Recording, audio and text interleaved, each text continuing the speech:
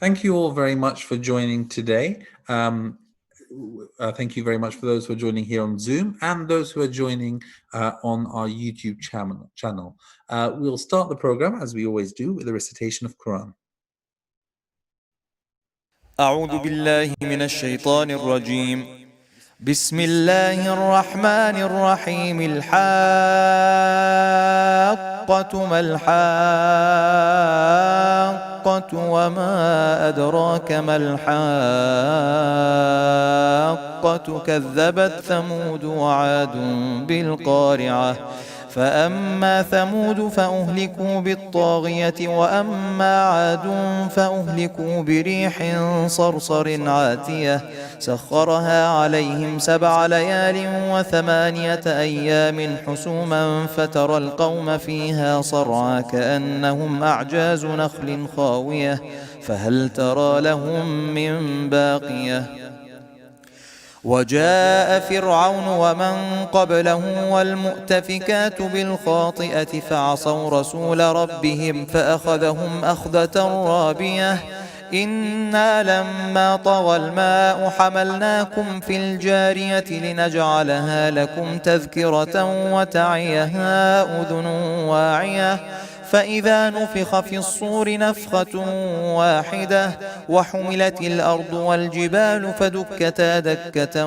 واحدة فيومئذ وقعت الواقعة وانشقت السماء فهي يومئذ واهية والملك على أرجائها ويحمل عرش ربك فوقهم يومئذ 8 يومئذ تعرضون لا تخفى منكم خافية فأما من أوتي كتابه بيمينه فيقول هاؤم اقرءوا كتابيه إني ظننت أني ملاق حسابيه فهو في عيشة راضية في جنة عالية قطوفها دانية كلوا واشربوا هنيئا بما أسلفتم في الأيام الخالية وأما من أوتي كتابه بشماله فيقول يا ليتني لم أوت كتابيه ولم أدر ما حسابيه يا ليتها كانت القاضية ما أغنى عني ماليه هلك عني سلطانيه خذوه فغلوه ثم الجحيم صلوه ثم في سلسلة ذرعها 70 ذراعا فاسلكوه إنه كان لا يؤمن بالله العظيم ولا يحض على طعام المسكين فليس له اليوم هاهنا حميم ولا طعام إلا من غسلين لا يأكله إلا الخاطئون فلا أقسم بما تبصرون وما لا تبصرون إنه لقول رسول كريم وما هو بقول شاعر قليلا ما تؤمنون ولا بقول كاهن قليلا ما تذكرون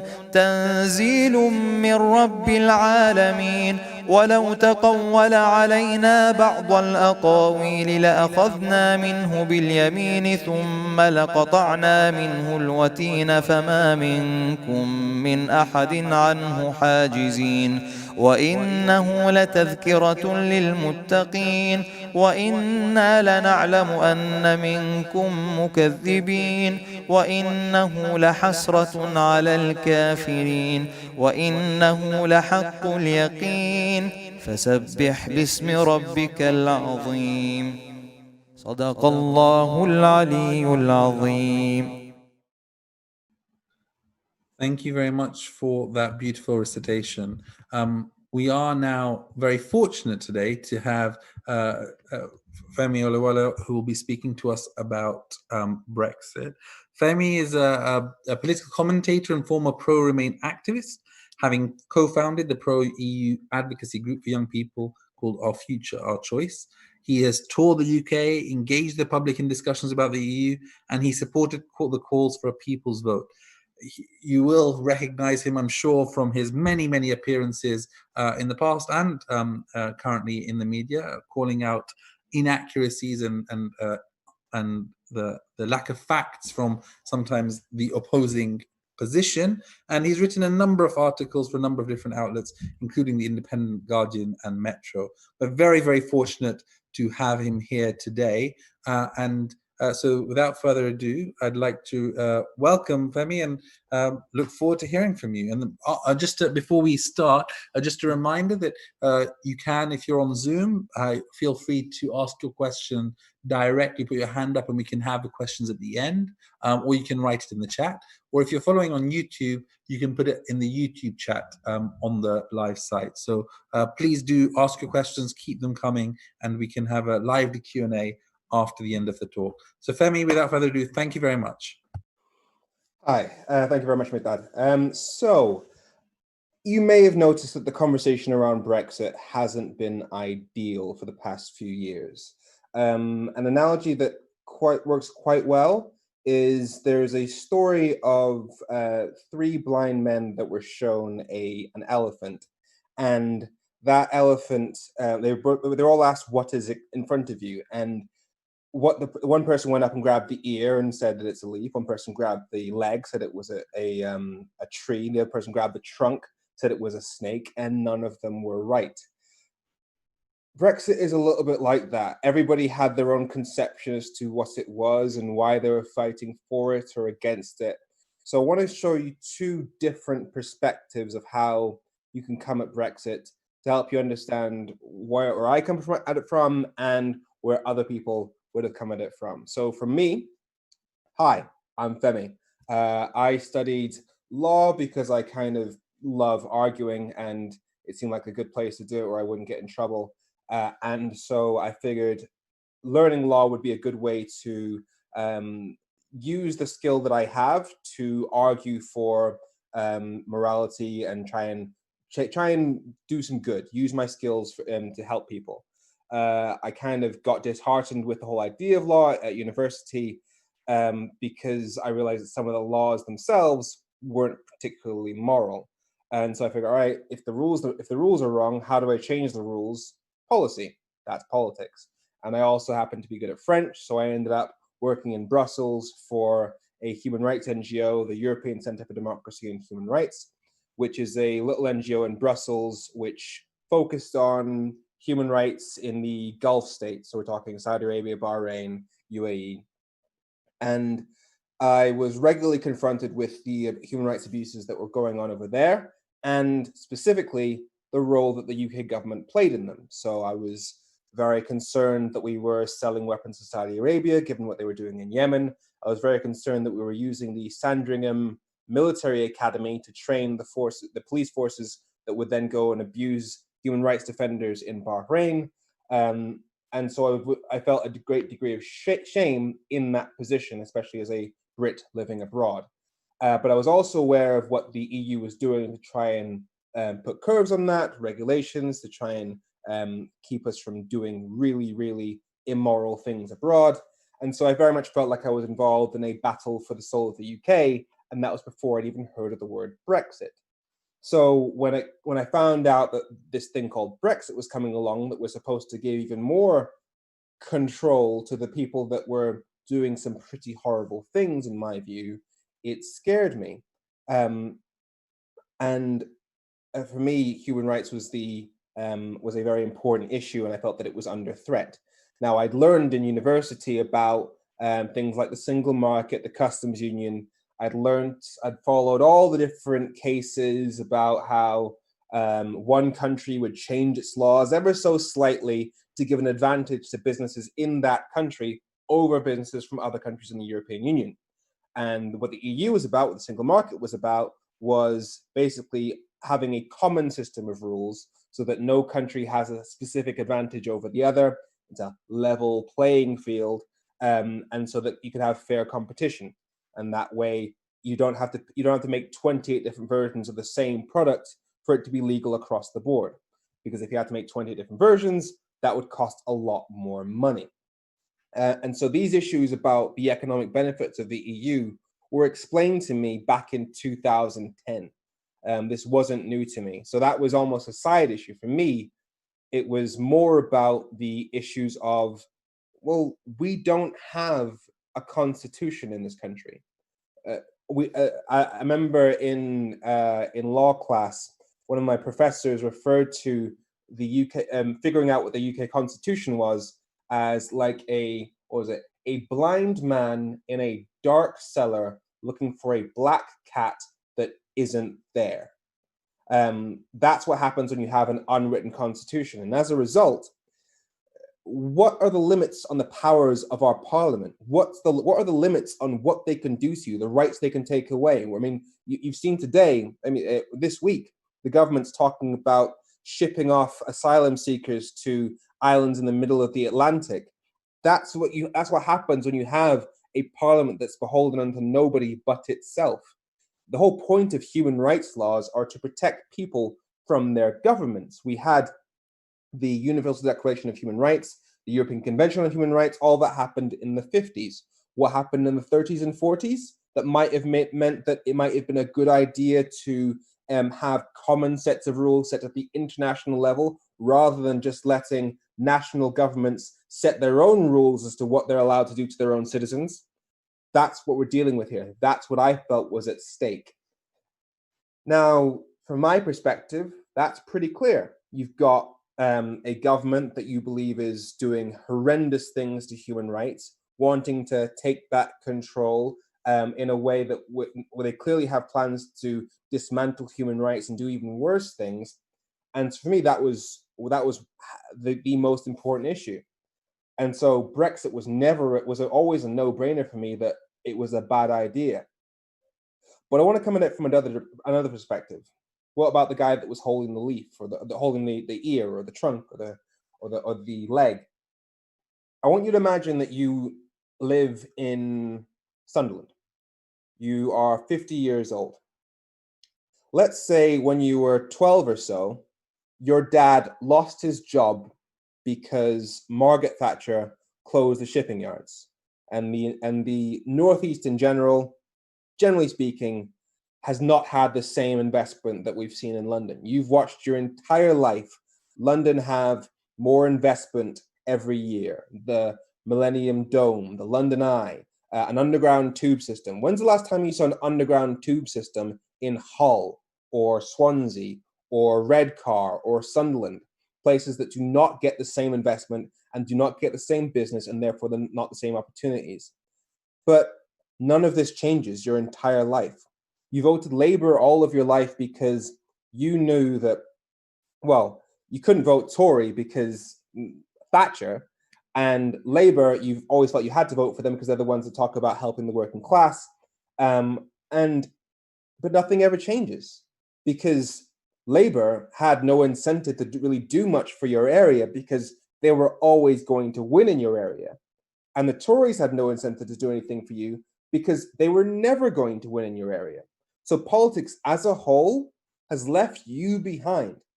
And then you come to 2008, 2010, 2015, and austerity has ripped your community apart. People are unemployed. There's no investment in public services. And you are struggling. You're seeing your friends really struggling, your family really struggling. Politics has been leaving you behind for a very long time, and your vote has never counted. And then the one person telling you to vote Remain, to vote for status quo, is David bloody Cameron.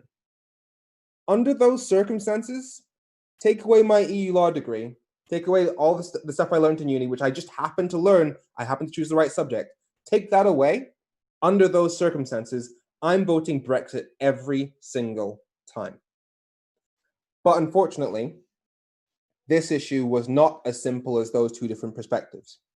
This issue got clouded by a whole bunch of other issues that made it very, very difficult to talk about. For example, in the story that I just told you about the guy living in Sunderland that's had politics leaving behind and was desperate for things to get better, desperate to see some investment in his area, was there a drop of racism in that conversation at all, in that story? Would you need to be racist under those circumstances to see the possibility that Brexit might be more for the NHS and want more of that? No. But unfortunately, racism was dripping through the Brexit narrative. And so people like Nigel Farage with their breaking point posters, they took an undercurrent of racism that did exist in the country, of course, but they twisted it to veer it towards voting to leave the EU. And it wasn't even subtle. Well, to some people it was subtle, but if you know the issues around what the laws are, it's pretty blatant.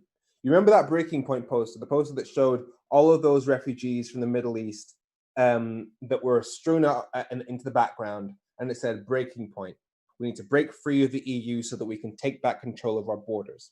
That was the poster that Nigel Farage stood in front of. Problem with that, the people in that photograph, not EU citizens. So EU freedom of movement doesn't apply to them. So they wouldn't have been able to enter the country under EU law anyway. Second of all, even if, and this was the narrative that we often heard, even if they settled in another country, such as Germany, stayed there for the 7 years or so required for them to apply for citizenship, and in that case, in order for them to succeed in getting citizenship, they would need to speak fluent German and be integrated into society. If you've got a problem with them coming over based on their ethnic origin, again, dripping with racism. But that fed into the conversation. And so because you had people like Nigel Farage speaking the loudest, those of us on the liberal progressive left side of politics latched onto that narrative rather than addressing the real problem, for example, people who've been left behind. And so you had Nigel Farage claiming to speak for people who've been left behind, even though that's not true even slightly. Nigel Farage is somebody who said, it's about time that we move to an insurance-based system of healthcare. Do you think the people that voted for Brexit to improve the NHS would be okay with that? No, he does not represent them at all. He wants to shrink the size of the state, whereas what those people need is more investment in their area. He represents the exact opposite of what the people he claims to represent actually need. Further still, when those people needed things like investment in their area and more investment in public services, and they're trying to get their needs heard, what are people talking about? Nigel Farage and his racism. So Brexit really is a tragedy because the people that need to change the most are not getting it. So then you get to the actual nuts and bolts of what is Brexit. And this is why the referendum was flawed right from the start. Ultimately, as we're seeing painfully clearly today, it is about what is our new relationship with the EU going to be. Now, the old one was a relationship with the EU that was defined by about 724 pages of international treaty, known as the Treaties of the European Union. That includes rights and obligations, includes different mechanisms, different ways for making laws. That was our old relationship. What's the new one? We're still negotiating that. What was the, because right now we're negotiating our new relationship with the EU, which is going to be some form of treaty. We've got the withdrawal agreement, which part of which is likely to be permanent because they have to deal with Northern Ireland. But was any of this known in 2016? In 2016, Brexit was 4 words. It turned into a 580-page treaty.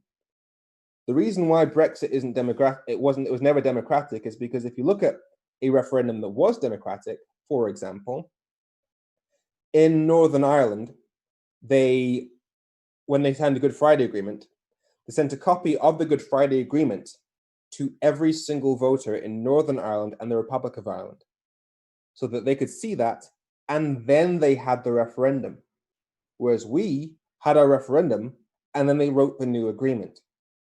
It's like signing a contract and letting the other side write the terms after you've signed, and calling that consent. Now, as a result, when we negotiated the deal, and we got to December last year,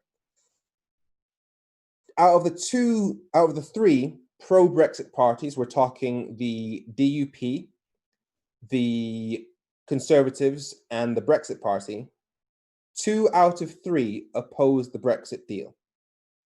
Now that's the Brexit Party and the DUP. In fact, Nigel Farage at the Brexit Party, he even said that if there was a referendum between Boris Johnson's deal and Remain, he said Remain wins that referendum and wins it every single time. So even Nigel Farage was saying that the Brexit that ultimately went through was clearly not the will of the people. This hasn't been a democratic process at all.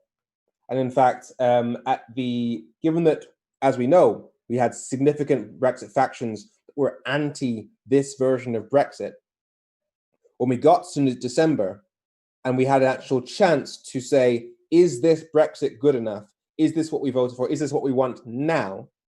The only opportunity we'd had, because we had an election in 2017, and then an election, and that was before we started negotiating, and then an election after the negotiations had finished in 2019. So the only opportunity we had to say whether or not this Brexit was good enough, given that there were even Brexit voters who were opposing it, in that election in 2019, last December, 52.7% of voters chose parties whose manifestos committed to a second referendum. So the mess that we're in right now, if all votes had been counted equally, we wouldn't be in it right now. What we would be in is the European Union. So, and that's because we have a broken electoral system. Now let's look at what Brexit actually does. What are we playing for here? What's on the table? Well, let's put it in a really, really practical way. Earlier this year in February, you may remember that supermarket shelves were empty because of coronavirus. Now, that was as a result of people panicking that the pandemic and the lockdown might damage our supply of food. Now, the actual damage to the supply of food was minimal, if not nothing. And that still resulted in people panicking to the point of overbuying, and that resulted in empty shelves of food. That's how delicate our food supply is. Just the mere thought that it might be damaged is enough to empty the shelves. 29% of all food consumed in the UK, as calculated in 2015, is from an EU country. And another 4% or so comes from other countries in Europe, which means a lot of that is coming through Dover.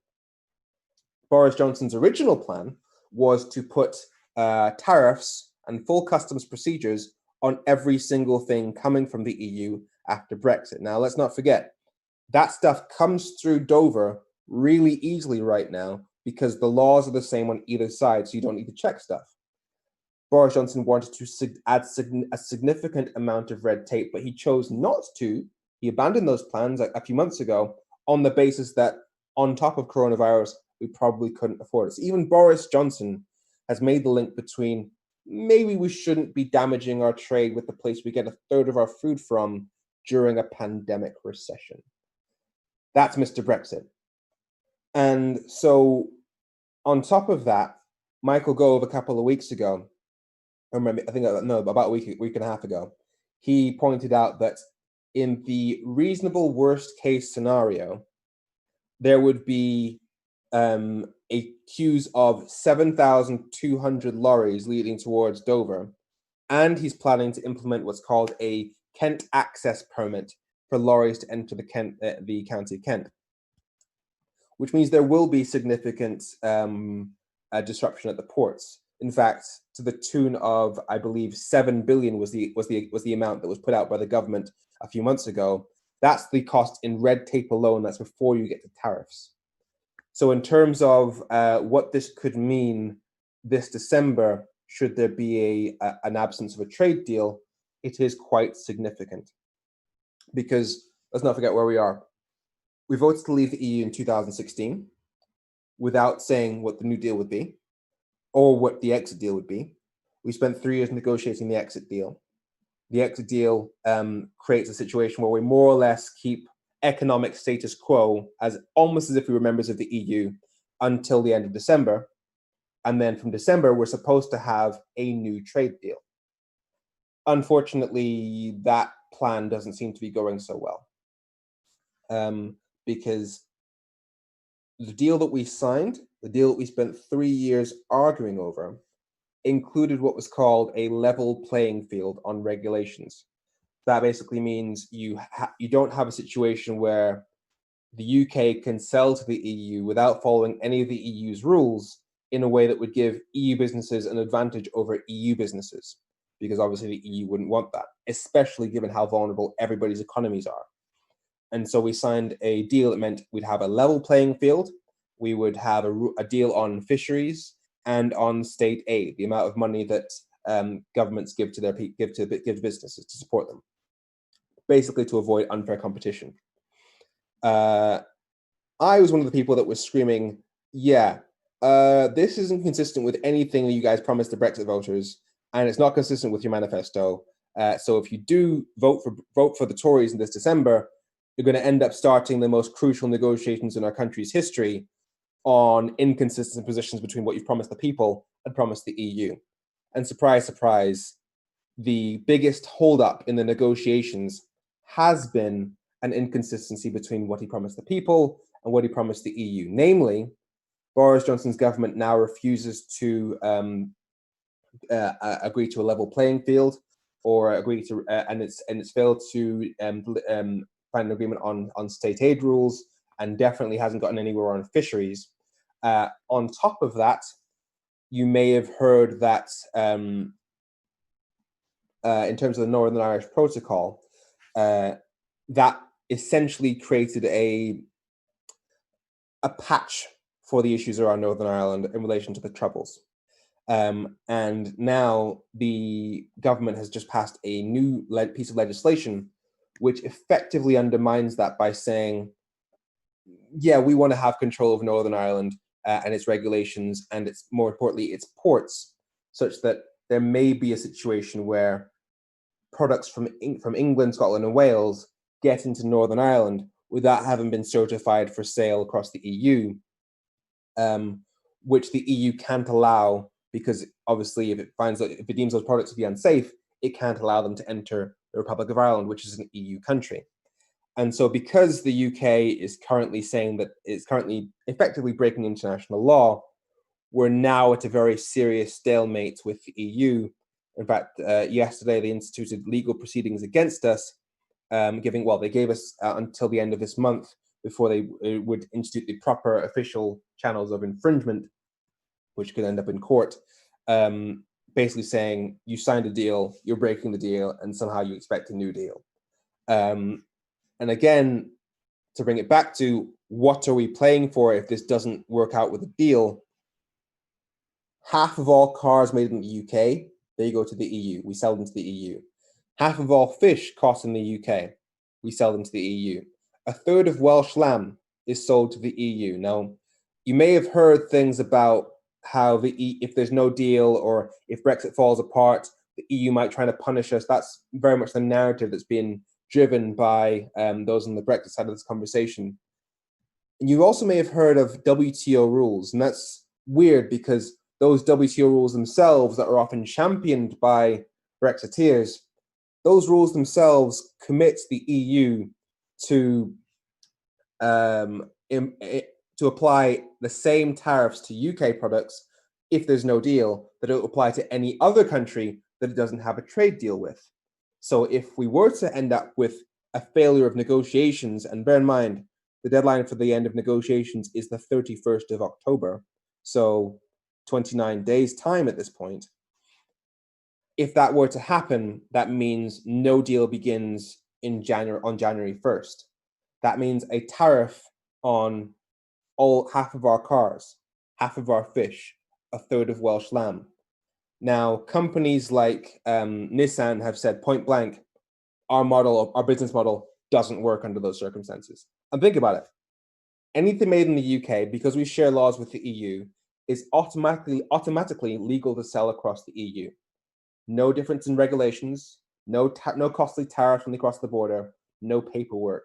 It's straightforward, as if you're selling to another part of your own country. Now, if you take, for example, the factory in Sunderland, the Nissan factory, they sell 70% of the cars that they manufacture to EU countries. Now, if you know that 70% of your cars are going to face an extra cost crossing that border because of Brexit, does it make sense to base your factory here? Does your business model work at all? No, it would make more sense for it to be either on the other side of the channel, or the model doesn't work at all because of the extra red tape. And they've point blank said our European business model doesn't work under those circumstances. But it's even more widespread than just cars, fish, and sheep. If you look at the CEO of Make UK, a man called Stephen Pipson, that's the industry organization that represents basically UK manufacturers. They've said that in relation to the furlough scheme, that when it comes to bringing people back from the furlough scheme, it's not just about can they come back, it's about supply and demand. When it comes to manufacturing, there are a lot of supply chains that need to be greased.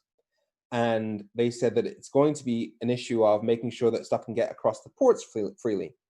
Now, given what Michael Gove has said about how there will be significant disruption at the ports, potential queues of up to 7,200 lorries, that's not the frictionless ports that the manufacturing sector is saying we need in order to bring businesses back.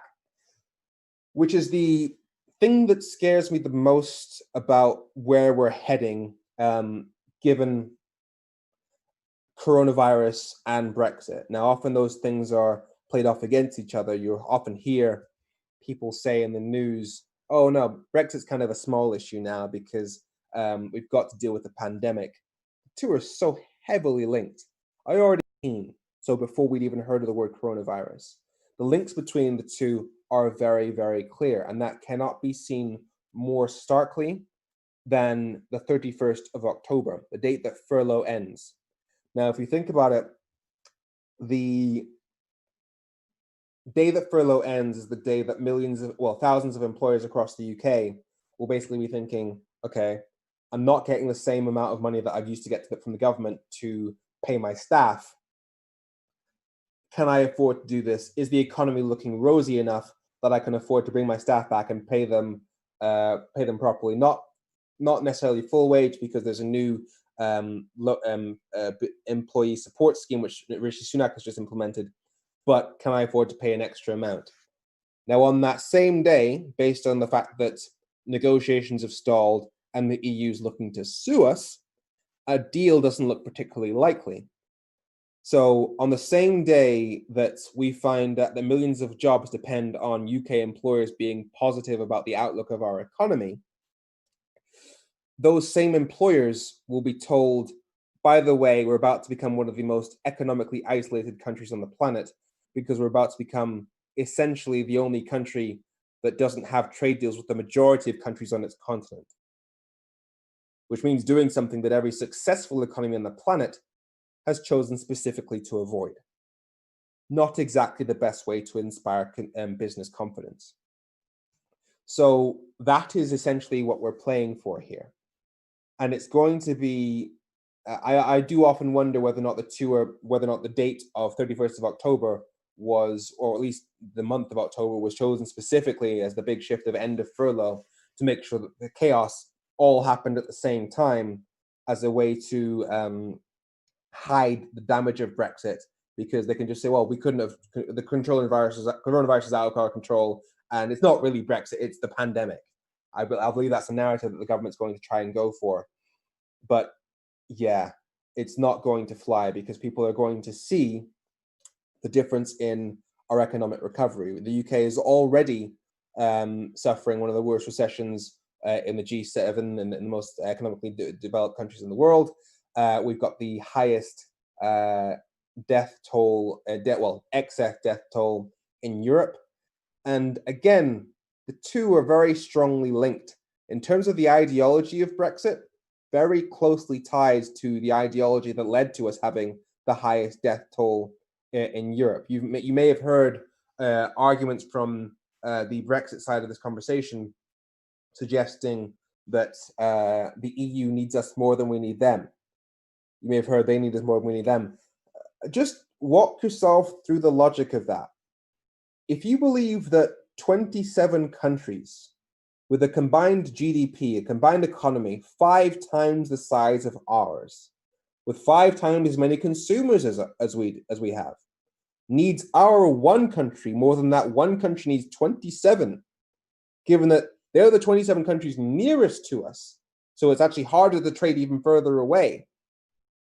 You have to believe that the people in that one country are inherently better than all the people in those 27 countries, arguably by a factor of 27.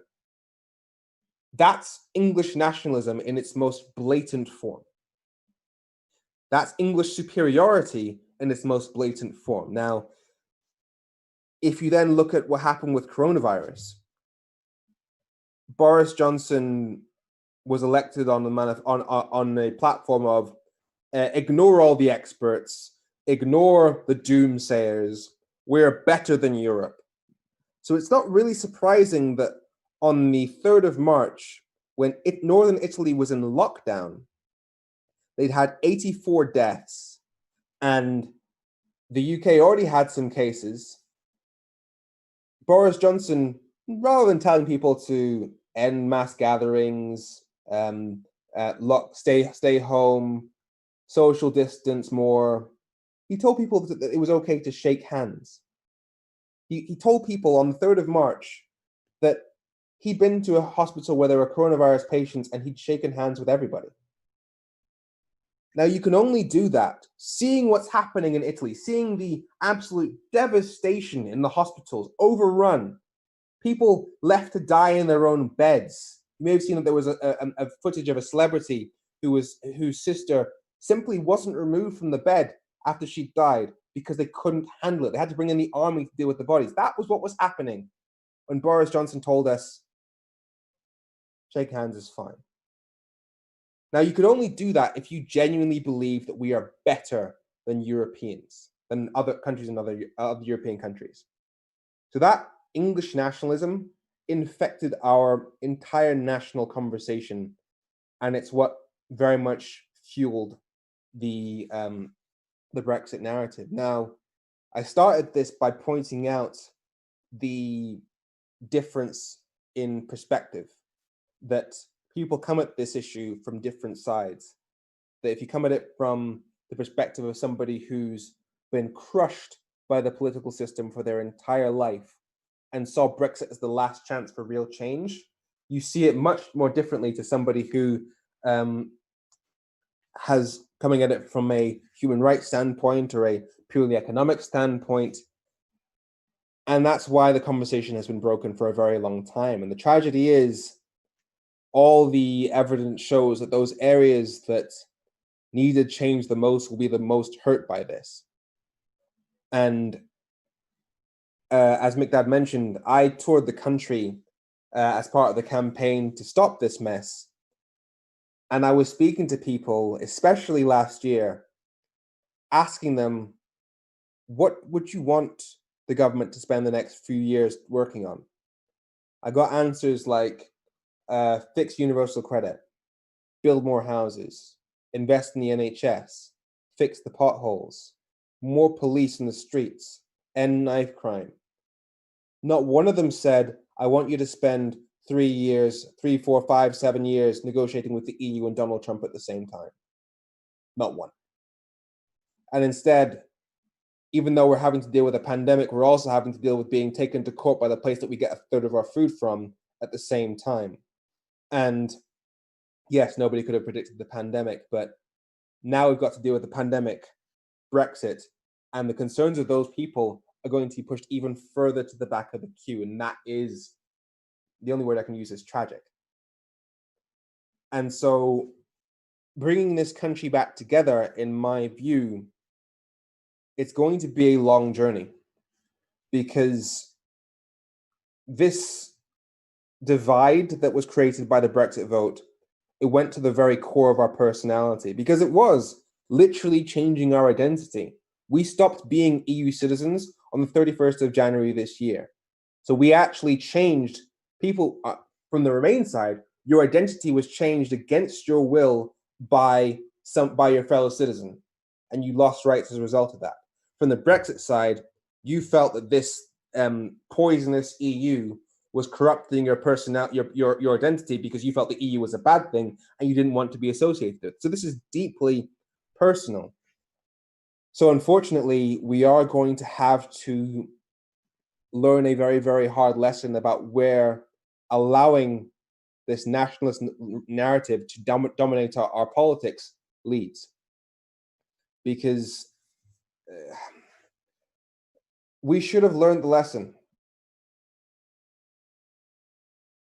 We should have learned that voting for the same person who triggered 3 years of chaos, Boris Johnson, you don't end that chaos by voting for that same person who started it.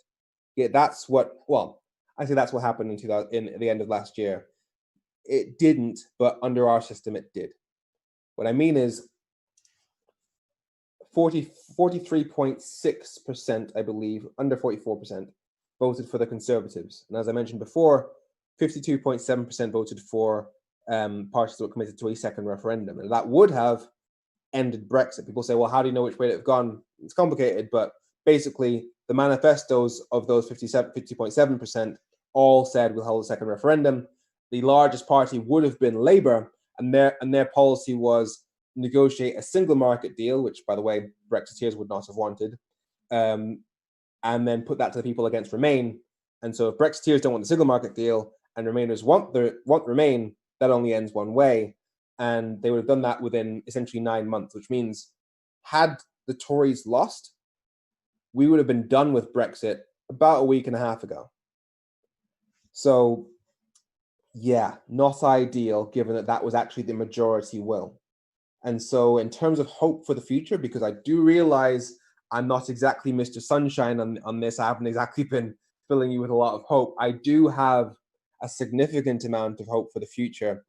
And that hope rests in the basic fact that given how badly Labour did in Scotland, given the fact that the majority voted for progressive parties, proportional representation, i.e. electoral reform, changing our voting system, is the way to secure better politics in our country for the long term. I say that because in that election, Labour got 32% of the vote, but that only translated to 31% of the seats, whereas the Tories got 44% of the vote, and that translated to 56% of the seats. So my message to Labour is, look, this system as it is now is benefiting your main enemy, your main opponent, the Conservative Party, at the detriment of the other parties you'd be more likely to work with. If things were more even, then they would have a larger percentage of the vote. You would be able to work with them in a coalition, and progressive politics would be the order of the day moving forward, especially as with younger people growing up, our country is becoming more and more progressive. And the outdated ideology of the Conservative Party, especially as it is now, because it's not even the Conservative Party. Conservative Party is supposed to be about economic conservatism, which is pragmatism, taking prudence, not taking too many risks. And there's nothing prudent, economically prudent, about a no-deal Brexit. So we would have a significantly more progressive and reasonable country under that system.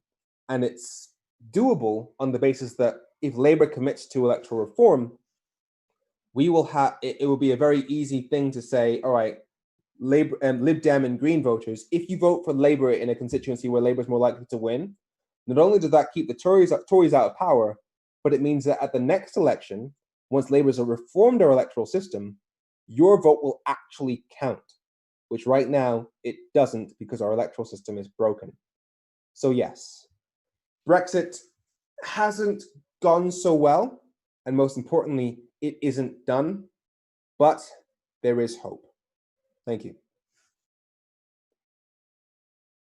Thank you very much, Femi, for that. And it's great to hear your thoughts and your analysis of the situation.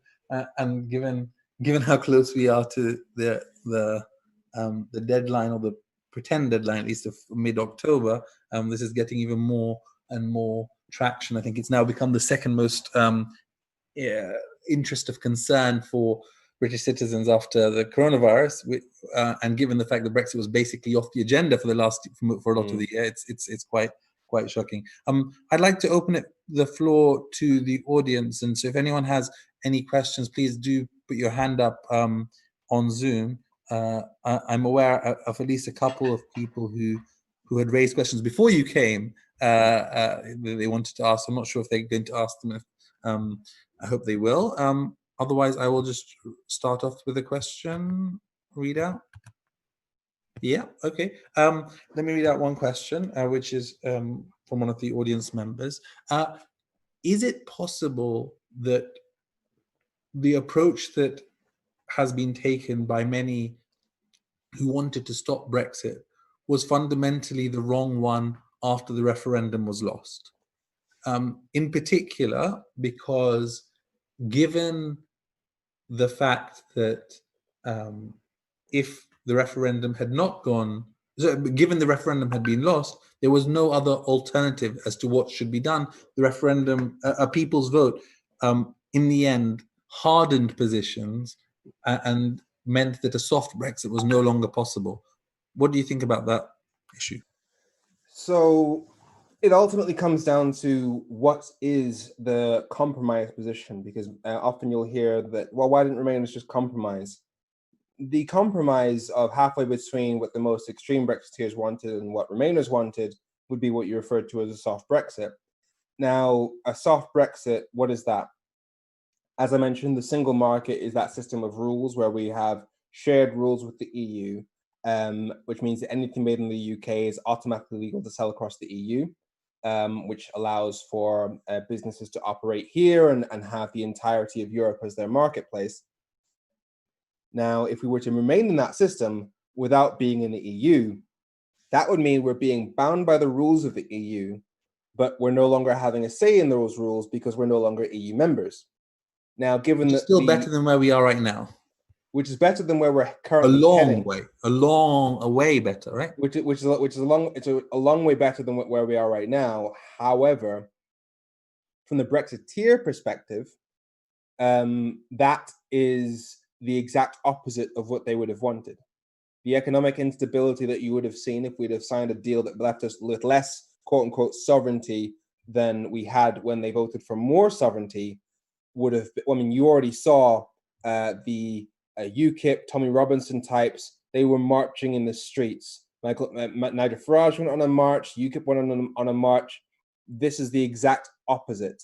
It would be, and it would have led to a whole bunch of political instability when you had the whole. I mean, the entire narrative was take back control. Now, there was a way that this referendum could have been acted on in a more logical way, and I've said this before. The way that the Prime Minister at the time should have handled that result is by saying, all right, we voted to leave. Which leave? Nigel Farage, you said we could be like Norway. You said we could be like Canada. You said we could have no deal. Well, no, nobody said we could have no deal. But my point is there were very different versions of it. So the logical thing to do at that point is to say, all right, given that there are diametrically opposed options ranging from no deal to Norway, the most logical thing is every MP goes to their constituency, holds a town hall with their constituents. Those constituents will then tell that MP what sort of Brexit they actually want. Those MPs will then return to Parliament, put those views forward, vote accordingly, form a negotiating position on that basis, and that will then form the basis of the negotiations. Once that negotiation has been completed, put the negotiated deal to the people in a referendum versus Remain to make sure that whatever is negotiated matches what they actually wanted. That is the most democratic way of doing it, because otherwise, as we've seen, I mean, let's be frank. Our current position is one where, of all three pro-Brexit parties, the DUP, the Conservatives, and the Brexit Party, all three have opposed the version of Brexit that we actually ended up with. So to say that this is democratic is insane. And from the perspective of somebody who voted Remain, to say it was our duty to support something that those 52% didn't even want themselves, and actually pushes in the exact opposite direction, leaving us with less control when they voted to take back control. Again, it's not logical, and it would have led to significant political instability because everybody would have been very, very upset. So that was the way it could have been handled correctly, but ultimately, given that, as I use the analogy of signing a blank contract and letting the other side write the terms afterwards, given that Brexit had not been written in 2016 and was only written, well, even half written at the end of last year, that had to be put in a referendum. There was no other democratic choice, because the alternative is what we're seeing now, and that is chaos, that is nobody being happy. You're seeing today, a couple of weeks ago, you saw conservative pro-Brexit MPs resigning from cabinet on the basis of this deal, this Brexit process going in the wrong way. We're seeing chaos, and it's not in any way democratic. Okay, let's get some other members of the audience who can speak directly. Let's ask Kasia first. So can I ask you to, yeah, there you go. Hi, Femi. Thank you so much Kasia. for the talk.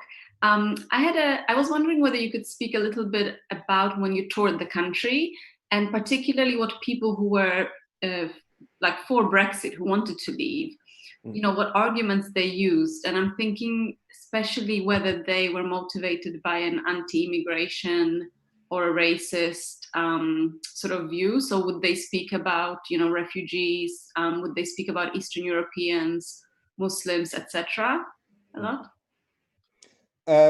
So those whose concerns were around immigration, they fell into a number of different camps of varying extremity. So you had people that were basically on the basic principle of, it's not about race, it's not about culture, it's not about any of the usual things that you would usually associate with that. It is simply the case that we feel that if there are more people here, more people coming from Europe, then there'll be less for us. And if you are from an area that gets nothing from government, it is easy to understand that the feeling that if there are more people, there's less for you, if you've got very little to begin with. So to them, I would try and make the point of, okay, but let's look at the things you actually care about. For example, the NHS. Mathematically, EU citizens make up 5% of the population, but make up 10% of the doctors. Therefore, the NHS that you care about is being helped by immigration. Those who, and I'd point out the numbers in terms of tax, the fact that they contribute more in terms of tax because they come here to work, and so that would be my argument there. There are those who were actually fueled by pure xenophobia, and to them I'd have to say, all right, the EU has rules around immigration. To come here, you need to either have a job or have sufficient resources not to become an economic burden on the welfare state, and have your own comprehensive medical insurance. So I'd have to make those sorts of arguments. There are those who would point to refugees, the Breaking Point poster, and so I'd make the point that it has nothing to do with EU law, and that if you truly wanted Britain to be great, you'd want Britain to be the sort of country that at least cared about its neighbours and cared about the other countries around the world. But that argument didn't really fly well with those who were anti-refugees. And then there were those who were on the extreme end of the spectrum, and there is a video of this online, who believed that being in the EU meant Sharia law was about to become the law of the land. So it's difficult to argue against that. Thank you very much. Let me ask Ali Kimji, who messaged me and has also mentioned on the chat. So yes, please go ahead, and please feel free to show your video if you're willing. I'm not wearing any makeup. Hi, Femi. What was Hi. your view of the Lexit movement, who somehow thought that we might be able to have like a left-wing progressive version of Brexit? Yeah, that was an issue because our primary concern was getting Labour to shift towards a pro-second referendum position, but that was very difficult to do given that the leadership, Corbyn, has been pro-Brexit for a very long time, arguably based on the Lexit views, the idea that you need to break free of the EU so you could do more state aid towards companies and they felt that the EU wasn't allowing them to do that, even though there are countries that are significantly more socialist than us within the EU. So my basic argument from that perspective was twofold. One, even if you think that breaking free from the EU is a way to reach some socialist or communist world that you deeply aspire to, it's currently being led by Jacob Rees-Mogg, Boris Johnson, and Priti Patel. The idea that that's going to lead to some progressive, liberal, communist society is for the birds. Secondly, I just laid out the basic facts. You know what Brexit will do to our economy if we're not in the single market. You know that those supply chains rely on the laws being the same on either side of the channel.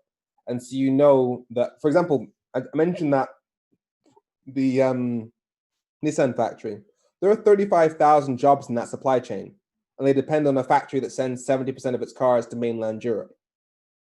If you claim to be from a party, from a Lexit party or a Labour Party, that claims to be about protecting and upholding the needs and welfare of working class people, you cannot support something that will cost hundreds of thousands of working class jobs. It is that simple. If the British Medical Association is saying that a no-deal Brexit would be a catastrophe for the NHS, and Brexit in general is bad for the NHS, if the Royal College of Nurses, the Royal College of Midwives, the Royal College of GPs, the Royal College of Radiologists, and the Royal I think that's all of them. If they're all saying that Brexit is bad for the NHS, as a party that created the NHS, you cannot support Brexit. And so it was really a matter of, yeah, you may have these academic ideals that make you think that there may be some better world outside of it, but look practically at the things that you claim to care about. Working class people, the National Health Service, those are the things threatened by the thing that you're pushing for. And so the Lexit argument, it's never really clung to me and very much felt like people prioritizing ideals over the practical impact on people's lives.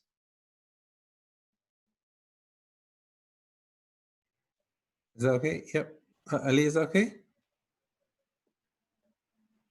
Yep, thank you. Okay, great. Let's try Ahmed. Ahmed Versi. Hi. I think today the Barnier had a meeting with Sorry, Ahmed. Can you try again? I think your mic seemed to go. Can you try again? Sorry. Can you hear me? Yes, can you hear you? Yeah. Okay.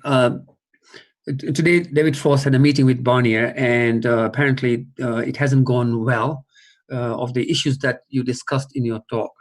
And tomorrow, the Prime Minister is having a discussion with the EU Commissioner, Ursula von der Leyen.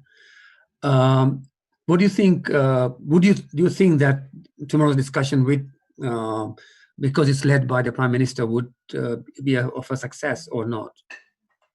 So the EU's requirements are things that the UK government has promised people of this country that it will not do. So a deal on fisheries that gives EU countries access to UK waters is a red line for the UK, but it's a necessity for the EU.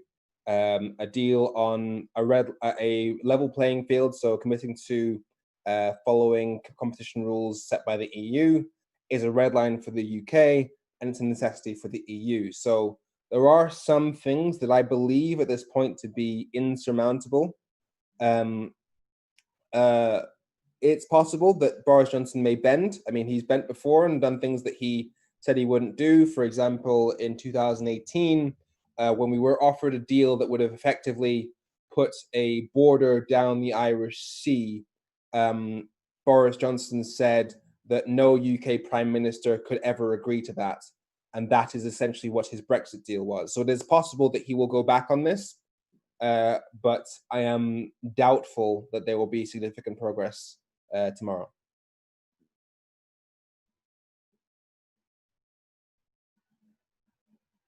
Is that okay, Ahmed? Yeah, that's fine. Thanks. Okay, great. What do you see?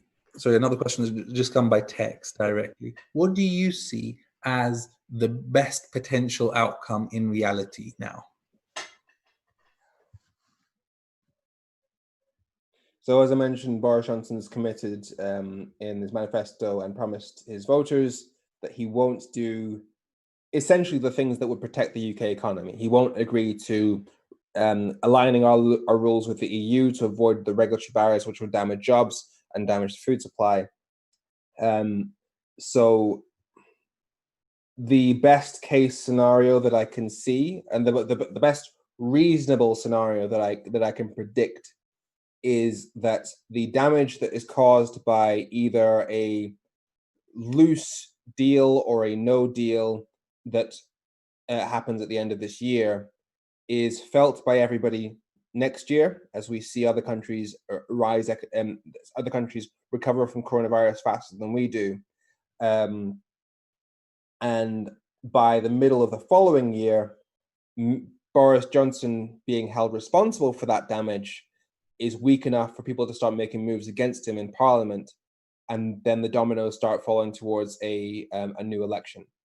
That's, in my view, the best case scenario, at which point the issue of is Brexit a good thing or a bad thing will have been settled. And even if the Labour leader at the time, maybe Keir Starmer, is unwilling to go for rejoining the EU, he would at the very least be able to negotiate a single market alignment with the EU as a stopgap to prevent further loss of economic prosperity. That's, in my view, the best case scenario that we can reasonably hope for. How do you think the Scottish referendum question will impact the potential for future EU alignment? Yeah, as in, if Scotland were to go independent and the UK wasn't aligned with EU rules, there would be a border between Scotland and England. That is that the question? Yeah, yes, but also therefore the likelihood of a majority on the left to be a non-conservative majority seems seems much more unlikely, and it hasn't been the case for a long time, because obviously the SNP and the votes in Scotland are probably quite important if there's going to be a non-conservative majority. And therefore, long term, I think the UK. This is my commentary on that question. The rest of the UK has been quite conservative for a long time. Not Wales, but the rest of England at least has been quite conservative for a long time, and therefore it makes it even harder for a more pro-EU position to happen. Well, I mean, the SNP are, at least on paper, pro-EU. Their narrative is it runs along the lines of, we will be an independent European country. So I honestly, I'm not party political. I did try to join Labour as a way to influence them towards doing the sort of electoral reform that would be necessary for them to win, oust the Tories, reform our electoral system. But I'm not party political. It doesn't, as long as it doesn't result in the splitting of the UK, I'm not focused on the ratio of Labour to SNP MPs in Scotland, because essentially the priority is removing from power those who want to pursue this hard Brexit route. So yes, I think Labour is going to struggle a lot in Scotland in future elections, largely because they have struggled with the second Scottish referendum question, and haven't really. So I think the question wasn't. I didn't make it clear. The point was that the UK government in Westminster will find it more difficult to take a more pro-EU position if the 60-odd seats that are in Scotland, which would normally vote for a pro-EU position, are no longer part of Parliament. Because I see your point. Yes, that's definitely a significant problem. If you take Scotland out, you're going to get a much more Tory Britain, Tory UK, and that does make it significantly harder to take a pro-EU position. So it will be based on essentially a necessity. The damage from no deal, which I predict will be quite significant next year, will be, I believe, enough to make people realize, even in the Conservative Party, that maintaining a no deal Brexit is a good idea position stops being tenable. And so even if it's not a pro-EU position, it will be I believe the dial in the country will start to shift towards alignment with the EU more towards the beginning of 2022. Thank you. One question is on YouTube from someone who's watching from Bromsgrove.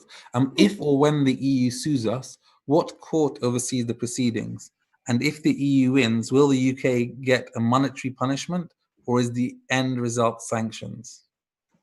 Well, first of all, I want to say hi to my friend in Sanders Park, as somebody who grew up in Bromsgrove. Secondly, it would be the ECJ, because that's the arbiter that laid out in the withdrawal agreement, because the infringement proceedings are proceedings that are laid out in the withdrawal agreement, and the arbiter is the ECJ, and they're talking about a monetary settlement, essentially, as a result of that. Was there another part of the question? Sorry, 1 second. If the EU wins, will the UK get a monetary punishment, or is the end result sanctions? That's it. I believe the end result will be likely both, because it will be a monetary punishment from the infringement of breaking the Brexit deal, but also practically, if that's where we go, it does make the idea of getting a trade deal quite difficult. Thank you. Ali Kimji had another question. Please go ahead. Why is your Twitter handle Femi Sorry? Because I am somebody who I often use the phrase, I serve no God but logic. And as a result, I say things that are quite blunt from time to time. And so I felt an inbuilt apology was necessary and wise. Okay, cool. What is the worst person or worst situation you've been in when you've been going around the country and dealing with this? Have you faced direct racism? You probably almost certainly have, but like, what's the worst thing that you faced? There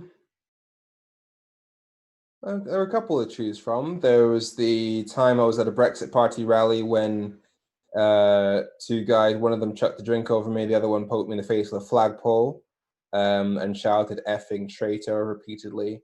There was another one where I was stood outside Aston Villa and some guys got quite aggressive with me, started snatching stuff out of my hand, or at least trying to. Meeting Katie Hopkins wasn't a great day. Then what else is there? I think I've been shoved a couple of times. I've been shoved by some Brexit Party either supporters or workers. I'm not sure what they were. Generally, most people are nice, and this is the thing that it's important to remember. People are not what you see on TV and what you see on the news. The average Brexit voter is kind, rational, patriotic, all the good stuff. But as I mentioned, this was an issue that was twisted because most people are not EU experts. I mean, I personally even before I started talking about Brexit, I wouldn't have called myself an EU expert because I'd worked in Brussels alongside actual EU experts who've been working in the field for as long as I've been alive. But because I happened to study EU law, I knew the basics that were simply withheld from the public. For example, the single market, that thing that I keep talking about, the fact that we have shared regulations, which means anything made in the UK is automatically legal to sell across the EU.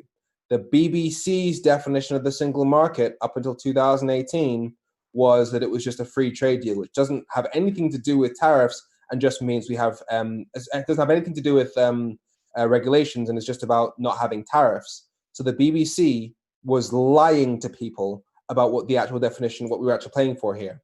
So most people were not in a position to know the facts in 2016. So you should not assume that they're stupid or racist as a result of that, because I could very easily have found myself voting for Brexit had I studied a different topic. But yes, I have experienced a lot of nastiness. Sorry to hear that. Given we're on the topic of racism, do you think how you have obviously mentioned that most Brexit voters, you think, or your view is that they're patriotic, all the good stuff. What role do you think actual prejudice and racism played? Now, I'm not saying that people like Nigel Farage and others, they are the ones who are ultimately responsible for it, for stoking that racism, but still racism played a part for more people, or do you think it just didn't play that much of a part?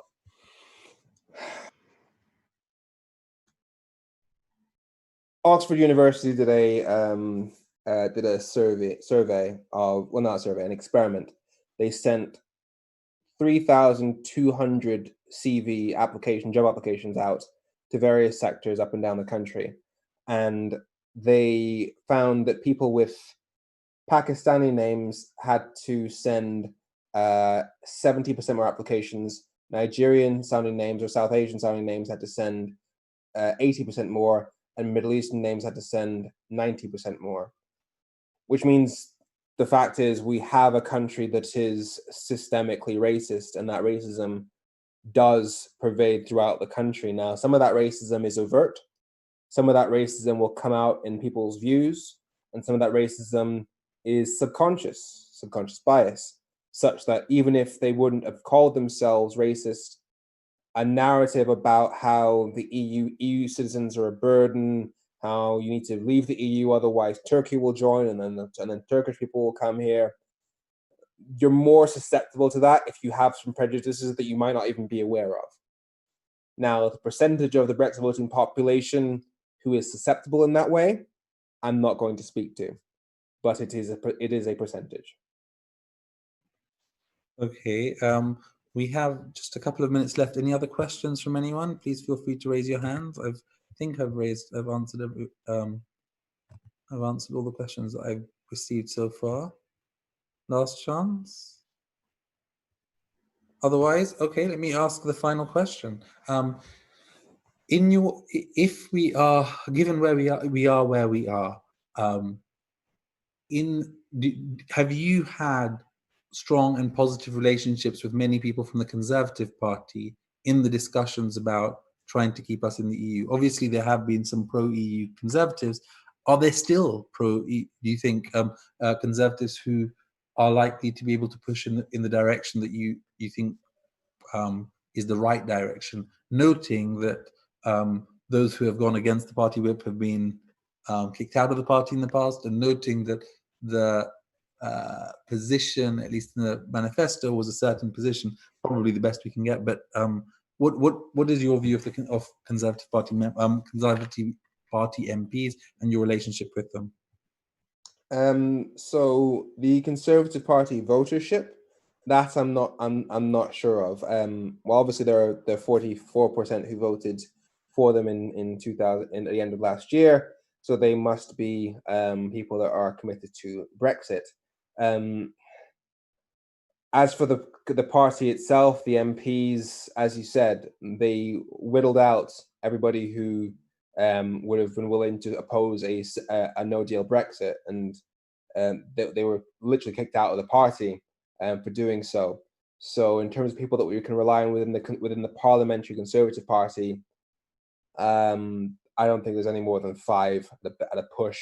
Yes, we're hearing right now that there are conservative parties who, quote, want a deal, but until I see an actual deal, or actual people actually in Parliament saying we have to stop no deal, I think it's all just fanfare to say, when no deal happens, look, we tried.